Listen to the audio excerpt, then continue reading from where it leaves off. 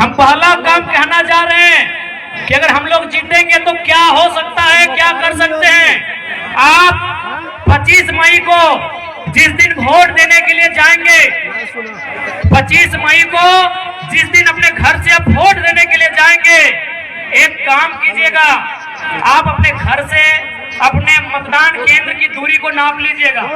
मतदान केंद्र यानी जहां आप वोट देने जाएंगे, किसी मिडिल स्कूल में, किसी पंचायत भवन में, किसी आंगनबाड़ी में, आपके घर से जहां भी आप वोट देने के लिए जाएंगे वहां की दूरी नाप लीजिएगा। क्योंकि हम लोग जो पहला काम करेंगे वो काम ये होगा कि जितनी दूरी पर जाके आप हमें वोट देंगे उसकी आधी दूरी पर हम लोग संसद लाइब्रेरी की स्थापना करेंगे।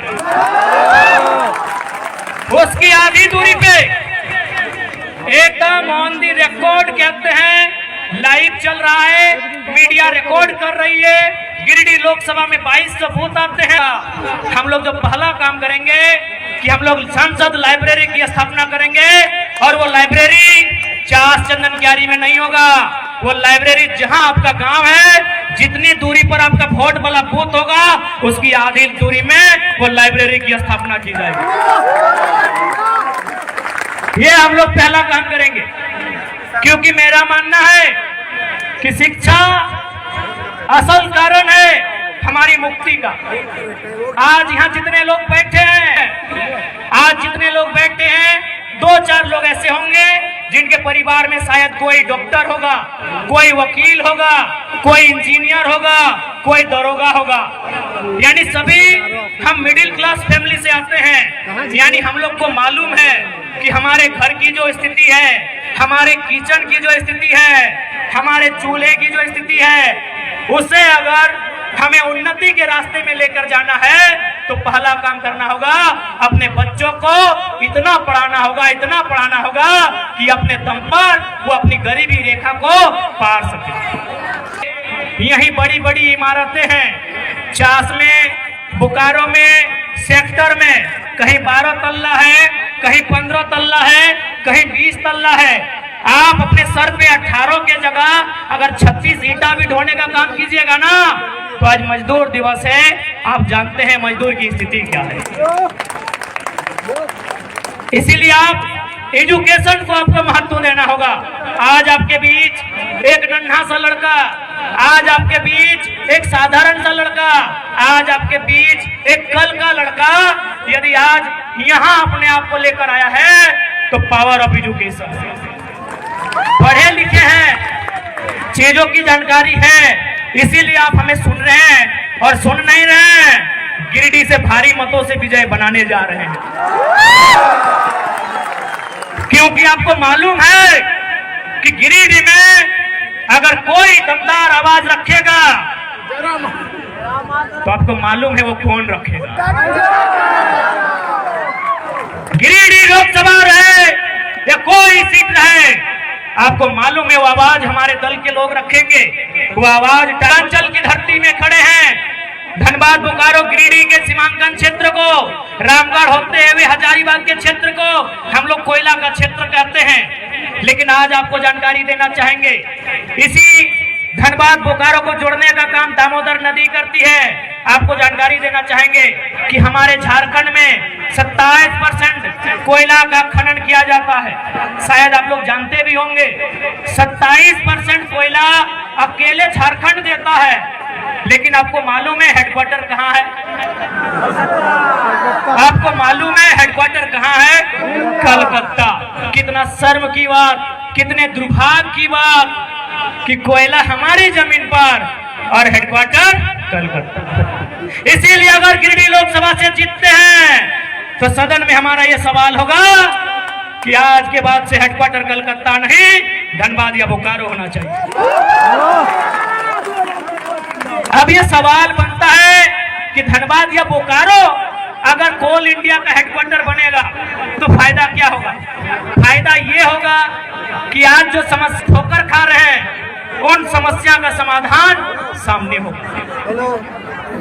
आज जितने भी कोयला के कंपनियां हैं जो कोल के एरिया हैं, आप जाके पता कीजिए कि उनके मैनेजर कौन है।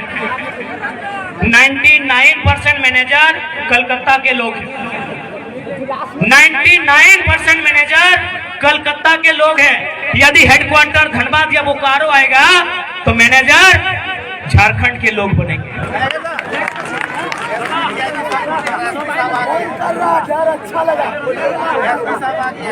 आने दीजिए ना। ठीक है, समय अभी कितना है? समय है ना 5 बजे। एसपी साहब निश्चिंत रहिए, आपकी नौकरी को खतरे में नहीं लाएंगे। हमें मालूम है कि यहाँ तक आने के लिए आपके माता पिता ने बहुत संघर्ष किया है। हमें मालूम है आप कैसे करेंगे भला। आपको अरेस्ट ही करना है ना, कर लीजिएगा। एकदम हजारों की भीड़ में देंगे, भागने वाला थोड़ी है, कर लीजिएगा। लेकिन 5 बजे का समय है, उसको कहने दीजिए जनता को। आग्रह है आपसे। 5 मिनट बचा, 5 मिनट। कोई 5 मिनट नहीं पड़े बाकी है। इसलिए अगर हम लोग दिल्ली जीत कर जाते हैं तो झारखंड के इशू पर बात होंगे, झारखंड के मुद्दों पर बात होंगे, झारखंड के लिए लड़ाइयां लड़ी जाएंगी।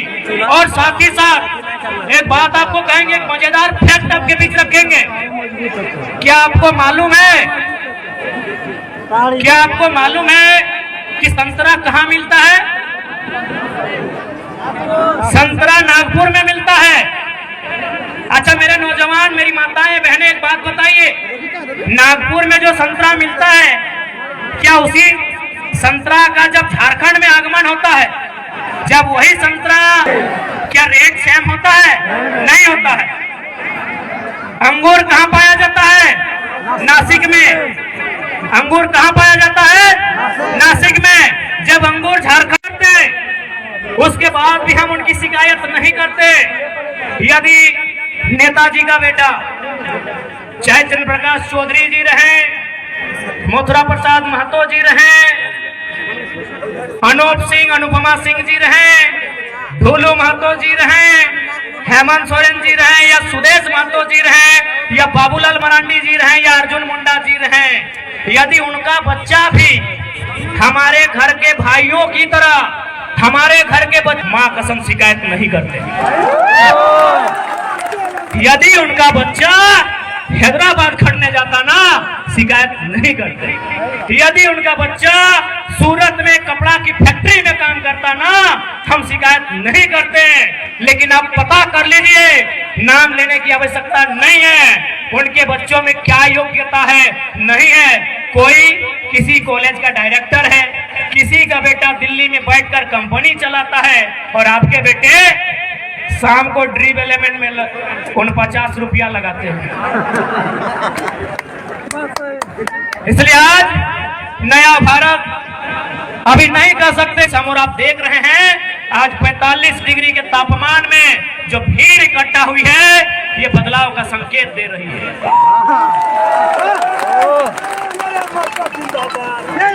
इसलिए आज ध्वनि के बीच स्पष्ट क्या चाहो, और साथ ही साथ ध्वनि